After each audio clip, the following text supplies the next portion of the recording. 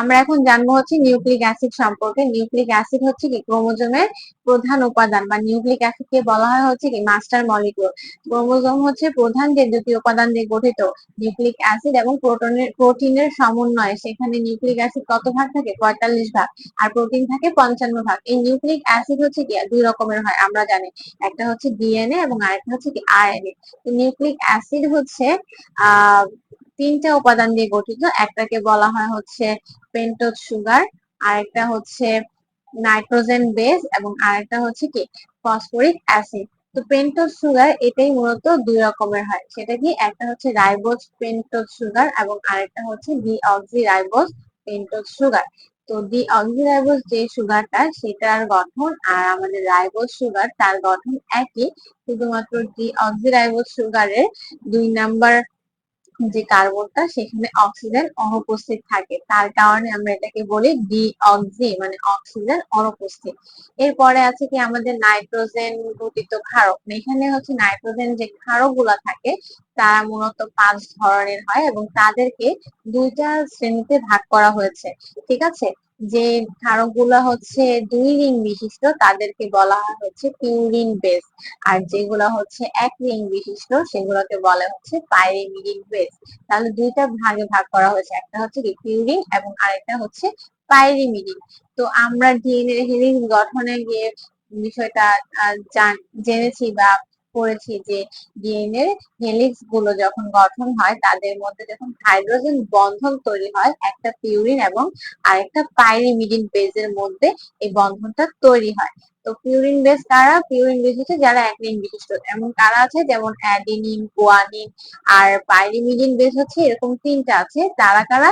এটা হচ্ছে থায়ামিন, তারপর সাইটোসিন, তারপরে হচ্ছে কি ইউরাসিল। ঠিক আছে, তো ইউরাসিল মূলত হচ্ছে রাইবোজ সুগারের ক্ষেত্রে বসে, আর থায়ামিন, সাইটোসিন এরা হচ্ছে ডিএনএ তে বসে, আর ইউরাসিল, সাইটোসিন হচ্ছে কি আয়রন এর জন্য। তো এই পিউরিন বা পাইরিমিডিন তাদের এই ক্ষারকগুলোর নামকরণের কিছু কারণ আছে। যে অ্যাডিনিন এবং থায়ামিন তাদের নাম এসেছে হচ্ছে কি থাইমাস গ্রন্থি থেকে। থাইমাস থেকে হচ্ছে থায়ামিন, আর গ্রন্থিকে আরেকটা আরেকটা শব্দ দিয়ে বলা হয়, সেটা হচ্ছে অ্যাডিনো। অ্যাডিনো অর্থ হচ্ছে গ্রন্থি। এই অ্যাডিনো থেকে হচ্ছে কি অ্যাডেনিন কথাটা আসছে। আর গুয়ানিন কথাটা এসেছে হচ্ছে গুয়ানো শব্দ থেকে। গুয়ানো শব্দের অর্থ হচ্ছে সি বার্ড এর পরন্ত মল। এরপরে সাইটোসিন যেটা সেটা এসেছে হচ্ছে সাইটো শব্দ থেকে। সাইটো অর্থ ছিল কোষ। তো এইগুলো ছিল ক্ষারকগুলোর নাম, নামকরণের কিছু কাহিনী। এর বাহিরে আমাদের যেটা জানতে হবে ফসফরিক অ্যাসিড। ফসফরিক অ্যাসিডের সংকেত আমরা কি জানি? H3PO4। এটা হচ্ছে ফসফরিক অ্যাসিড। তো নিউক্লিক অ্যাসিড কিভাবে গঠিত হচ্ছে সেটা আমাদের বুঝতে হলে আমাদের জানতে হবে নিউক্লিওসাইড কাকে বলে। মানে এখনো নাইট্রোজেন নাইট্রোজেন বেস, নাইট্রোজেনের যে ক্ষারগুলো সেগুলোর একটা অণু এবং এখনো পেন্টোজ যে সুগার সেটা মিলে তৈরি করে হচ্ছে নিউক্লিওসাইড।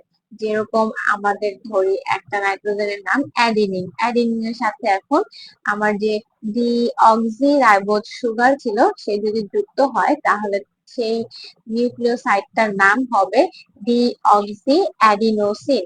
যদি রাইবোজ সুগার যুক্ত হয় তাহলে সেটার নাম হবে অ্যাডিনোসিন। ঠিক আছে, এরকম মনে করি গুয়ানিন, গুয়ানিনের সাথে যদি আমার রাইবোজ সুগার যুক্ত হয় নাম হবে গুয়ানোসিন, আর ডিঅক্সি রাইবোজ সুগার হলে ডিঅক্সি গুয়ানোসিন। তো পাইরিমিডিনের যে বীজগুলো আছে তাদের নিউক্লিওসাইডের নামকরণের শেষে কিন্তু ডিন শব্দটা থেকে যায়। পাইরিমিডিনের এই ডিনটা হচ্ছে কি তাদের নিউক্লিওসাইডের নামের শেষেও যুক্ত হয়। যেমন আমাদের হচ্ছে কি গুয়া কি আছে থায়ামিন, ইউরাসিল আর হচ্ছে সাইটোসিন। তো সাইটোসিন, ঠিক আছে, সাইটোসিনের সাথে যদি রাইবোজ সুগার যুক্ত হয় তাহলে তার নাম হবে সাইটিডিন। ঠিক আছে, সাইটিডিন। আর ডিঅক্সি রাইবোজ সুগার হলে তার নাম হবে ডিঅক্সি সাইটিডিন। এভাবে কি আছে? এভাবে আছে হচ্ছে আমার ইউরিন, সরি ইউরাসিল। তো ইউরাসিলের সাথে যদি আমি ডিঅক্সি রাইবোজ সুগার যুক্ত করি তাহলে কিন্তু হবে না, কারণ ইউরাসিল হচ্ছে কার জন্য সত্যি? রাইবোজ সুগারের জন্য। ইউরাসিল হচ্ছে রাইবোজ সুগারের জন্য। তাহলে ইউরাসিলের হচ্ছে রাইবোজ সুগারের সাথে যুক্ত হলে তার নাম হবে কি, সেই নিউক্লিওসাইডের নাম হবে ইউরিডিন। ঠিক আছে, এভাবে আমার আবার থায়ামিন, থায়ামিন হচ্ছে কার সাথে যুক্ত হবে না, রাইবোজ সুগারের সাথে যুক্ত হবে না। থায়ামিনের সাথে ডিঅক্সিরাইবোজ সুগার যুক্ত হলে কি নাম হবে, থায়ামিডিন। তো এই যে থাইমিডিন, তারপরে হচ্ছে ইউরিডিন, তারপরে আমার সাইটিডিন, এরা হচ্ছে কাদের নাম বললাম, এদের হচ্ছে কি আমি নিউক্লিওসাইডের নাম বললাম। এখন এই নিউক্লিওসাইড গুলোর সাথে যদি কোনো ফসফেট যুক্ত হয় তাকে বলা হয় হচ্ছে নিউক্লিওটাইড। ঠিক আছে, তাহলে নিউক্লিওসাইডের সাথে কোনো ফসফেট যুক্ত হলে তার নাম হবে কি, নিউক্লিওটাইড। যেরকম হচ্ছে কি করেছি আমরা, অ্যাডিনোসিন, অ্যাডিনোসিনের সাথে কোনো ফসফেট যুক্ত হলে, একটা ফসফেটের অণু যুক্ত হলে তার নাম কি হবে, তার নাম অ্যাডেনিন মনোফসফেট, বা এটাকে আমরা বলতে পারি তখন অ্যাডিনিলিক অ্যাসিড। ঠিক আছে, অ্যাডিনিলিক অ্যাসিড। তো এরপরে হচ্ছে কি, অ্যাডিনিনের পরে আছে গুয়ানিন, গুয়ানিনের সাথে এখনো ফসফেট যুক্ত হলে কি হবে, গুয়ানিন মনোফসফেট বা জিএমপি। অ্যাডিনিন মনোফসফেট কি বলতে পারি, এএমপি।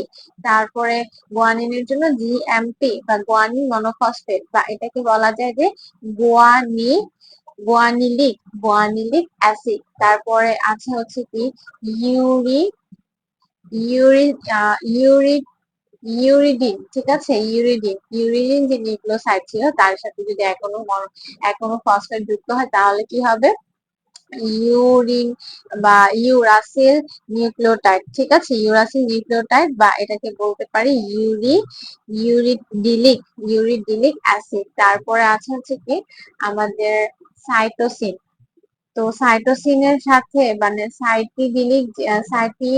সাইটিডিন যেটা ছিল আমাদের নিউক্লিওসাইড, সেই সাইটিডিনের সাথে যদি আমি কোনো ফসফেটকে যুক্ত করি তাহলে কি হবে, আমার সাইটিডিলিক অ্যাসিড বা সাইটোসিন মনোফসফেট, এটাকে কি বলতে পারি, সিএমপি। তো এইভাবে আর কি আমাদের যে এএমপি, জিএমপি, সিএমপি, তারপরে ইউএমপি, ঠিক আছে, তারপরে কি আছে টিএমপি, এগুলো মূলত কারা, এরা হচ্ছে সবাই নিউক্লিওটাইডের নাম। তো কখনো কখনো হচ্ছে কি এখনো মনোফসফেট যুক্ত না হয়, সেখানে 2 অণু 3 অণু হচ্ছে যুক্ত হতে পারে। যেরকম অ্যাডিনিনের সাথে এখনো মনোফসফেট যুক্ত না হয়, যদি সেখানে 2 অণু মনোফসফেট যুক্ত হতো। ঠিক আছে, অ্যাডিনোসিন প্লাস হচ্ছে কি ডাই ডাইফসফেট, তাহলে সেটা কি বলতাম কি, অ্যাডি অ্যাডিনিন ডাইফসফেট বা এডিপি। ঠিক আছে, ট্রাই হলে কি হতো, অ্যাডিনোসিন প্লাস ট্রাইফসফেট, তাহলে সেটাকে বলতাম অ্যাডেনিন ট্রাইফসফেট, সেটা হচ্ছে কি এটিপি। তো আমাদের এই যে এটিপি, এটা কিন্তু শ্বসনে খুবই গুরুত্বপূর্ণ, যে এডিপির সাথে একটা ফসফেট যুক্ত হয়ে আমাদের এটিপি তৈরি হয়, শ্বসনের জন্য গুরুত্বপূর্ণ। তারপর এভাবে কি তৈরি হতে পারে, জিটিপি, এভাবে সিটিপি, তারপর ইউটিপি। এই জিটিপি হচ্ছে কিসের ভূমিকা রাখে, প্রোটিন সংশ্লেষণের ভূমিকা রাখে। তারপরে সিটিপি হচ্ছে কিসের ভূমিকা রাখে, সিটিপি হচ্ছে আমাদের ফসফোলিপিড সংশ্লেষণে ভূমিকা রাখে। তারপর এডিপি যেটা বললাম সেটা নাইট্রোজেনের সাথে, সরি সেটা হচ্ছে হ্যাঁ নাইট্রোজেনের সাথে যুক্ত হয়ে এনএডিপি, যেটা হচ্ছে কি আমাদের আমাদের হচ্ছে বিভিন্ন মধ্যবর্তী বিভাগে ভূমিকা রাখে। তো নিউক্লিক অ্যাসিডের এই বিষয়গুলো আমাদের খুব ভালো করে জানতে হতো। তো এইভাবে মনে করো আমাদের যে নিউক্লিওটাইড গুলো গঠিত হইলো, সেই নিউক্লিওটাইড গুলোই পরবর্তীতে যখন মানে একটা নিউক্লিওটাইড আরেকটা নিউক্লিওটাইডের সাথে যখন ফসফো কি বলে ফসফোডাই এস্টার বন্ধনের সাথে যুক্ত হয়, একটা নিউক্লিওটাইড আরেকটা নিউক্লিওটাইডের সাথে যখন ফসফো ফসফোডাই অ্যাস্টারের বন্ধন দিয়ে যুক্ত হয় তখন সেটাকে আমরা বলি হচ্ছে ডাই নিউক্লিওটাইড। এভাবে যখন অনেকগুলো নিউক্লিওটাইড ফসফোডাইএস্টার বন্ধনের সাথে যুক্ত হয় তখন সেটাকে আমরা বলি পলিনিউক্লিওটাইড। আর ডিএনএ এর প্রতিটা হেলিক্স কি এক একটা মানে ডিএনএ এর প্রতিটা হেলিক্স হচ্ছে এই পলিনিউক্লিওটাইডের গঠন। ঠিক আছে।